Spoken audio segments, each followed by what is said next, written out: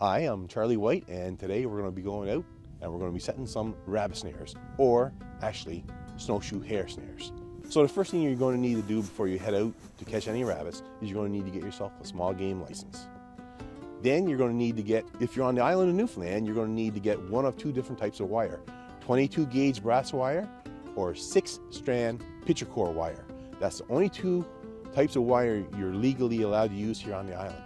Now in Labrador, you can still use stainless steel. So you're looking for a spot where the rabbits are actually actively moving back and forth through the forest. Okay, and we're going to look for little funnel areas where they are pinched down into a very natural setting. The more natural, the better it is, unless we're going to put out some snare pins. So the next thing you need to do is, once you get a spot, there's a couple key elements for a really good snare. So I'll use a duck branch, something that will make the rabbit go under. I'll use a chin lifter, something that will make it pick up its head. Then I'll put the snare in the center of 2 guide sticks. That'll make sure he passes right where I want him to go.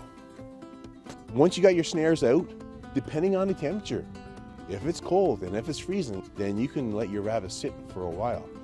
But the only disadvantage to that is predators can come along and pick them up.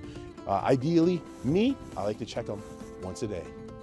So if you want to learn how to make a snare, there are plenty of tutorials out there. But if you want to check out how I do it, check me out on YouTube at NL Ghostwolf. So that's how you set up a rabbit snare in a nutshell. I hope you guys will give it a try.